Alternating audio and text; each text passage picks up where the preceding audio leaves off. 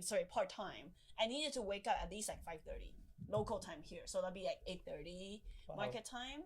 Because, okay, well, I wake up, I need to do my skincare. Oh, yeah. I need to eat breakfast, and then For me, from bed straight to my computer, and that's it. Scan the market, whatever gappers are there, that's it. I just trade the gappers. I don't trade, other like low float stocks or anything. So, I mean, low floats there's also low floats are always the ones gapping. But up the I'm most. saying like whatever's in the gappers list within my category, I have a filter, and then that's what I trade. Okay, and what does your scanner or like filter look like? Right now I'm trading from $10 to $75. 75. Yeah. Okay. So I'm kind of wanting to move to a higher price stocks like Tesla. They're more expensive, and Nvidia. So I will try that soon. But right now I'm just trading $10 to $75 stocks with at least 200 million float or 100 million float and above. So strictly big caps. Yeah. Because like that's a good range. 10 to 70 is like a good range. Sure, yeah. And at the same time, they also move in dollar range wise a lot, right? Yeah. So I guess that's the difference between trading that versus a super small caps that move in, like, let's say 20 cents or 50 cents. Yeah. You want the things that move in a couple of dollars. Right. Yes. Oh, okay. Like at least Maybe. like a ATR. I don't trade below $1 ATR. If the there's probably just skip that one. Like the previous months before last year, like LCID, they're all like at least the ATR like $1.60. I've been trading all those EV stocks. Okay. Yeah. Rivian was like $30 now. Yeah. That also moves a lot. ATR for our listeners, ATR stands for average true range. So like the average range a stock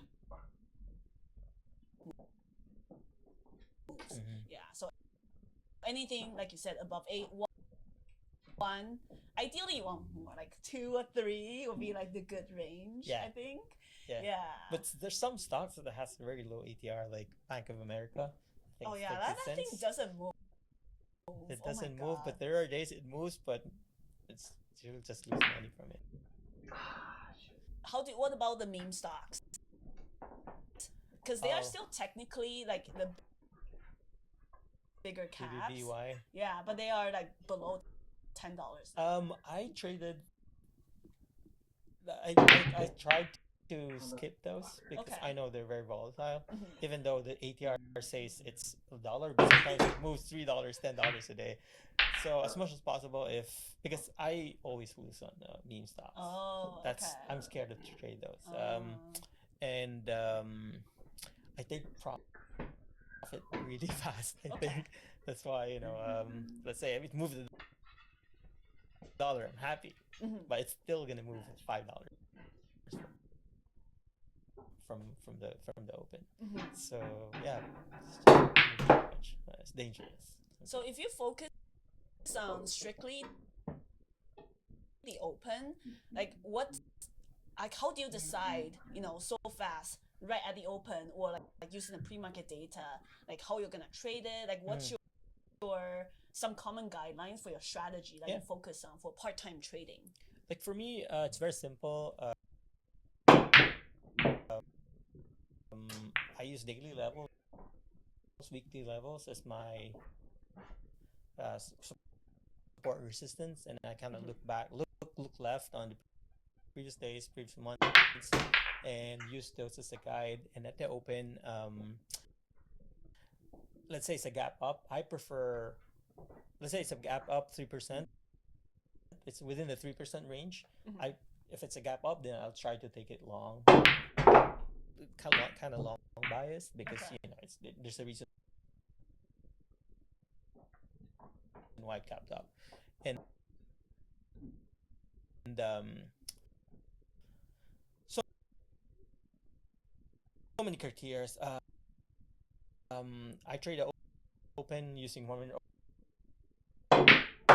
1 minute orbs. So 1 minute orbs are orbs. ORBs, yeah. Opening range breakout. Okay. I call it 1 minute orb. So sometimes there are times that I'm done in the first 5 minutes because first minute was just the move is just too much. So I in my chart I have my 80 and my 1 minute chart. I have ATR in there, so it tells me how much per candle moved. Okay. Because most of the ATR are like 14, right? I put it set to value to 1, so it tells me how much the previous candle moved. Oh, so why don't you want the average though? Average, you can do that in the open because you need 14 candles for the average, right? For me, I kind of use like the first 5 candles. It will tell me how much all the candles moved.